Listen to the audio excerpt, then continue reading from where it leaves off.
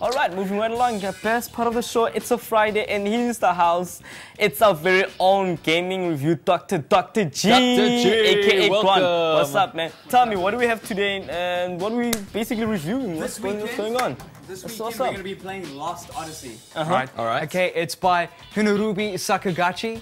Some people slow down there. He's a legendary game developer spanning back from when the first PS1 came out, and we're talking about Final Fantasy. He was one of the masterminds behind Final Fantasy, who developed it, which was a groundbreaking series in the Japanese RPG market.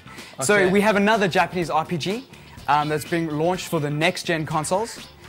Called Lost Odyssey, and so typically, if it is what you call a Japanese RPG, it's a single-player game. Is that correct? Yes. Generally, Japanese RPGs are single-player games. You play for roughly 50 hours. This is a 4-disc game. Now that's quite a lot of info. And traditionally, like Final Fantasy, we're talking about maps that are quite linear.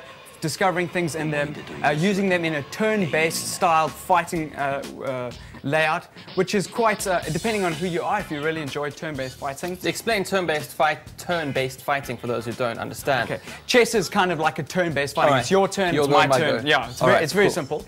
And in the game, there's no real-time fighting. You don't swing your sword or whatever. You kind of choose a move and go with it. That is turn-based fighting. So now you asked me a question of actually, I'm like, how cool is this game? And you asked me, do I like Final Fantasy and have I played it? A good question is because it's so traditional.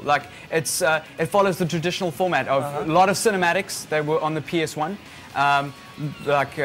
Linear maps that follow the story, follow like a movie story in a sense. If you don't like that and the turn-based fighting, you won't like Final Fantasy. Okay. But if that is your thing, there are fanboys all around the world who love this stuff. Yeah. So I highly recommend it for them.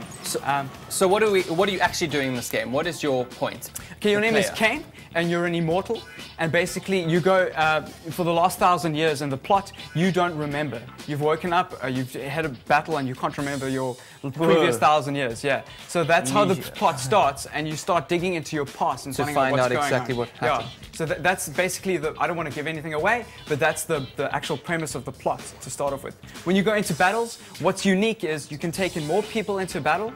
You take in immortals and humans, which is quite interesting because immortals can't die, but they can't learn anything new unless they have humans in the battle.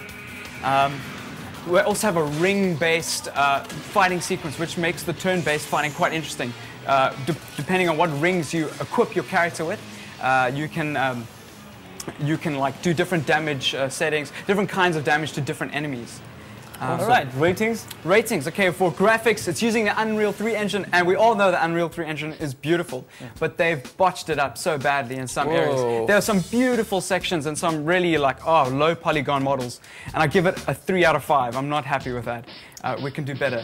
Audio, it's the same composers as the original Final Fantasies. Highly recommend it. It's beautiful sound. 4 out of 5. Gameplay, you can't go wrong with 50 hours of gameplay. Wow, awesome. 4 out of 5. Overall, 4 out of 5. Strong game. Only, and I'm warning you guys, if you like Japanese RPGs, if you don't like Japanese RPGs, and you like RPGs, stick to Mass Effect or first-person shooters. All right.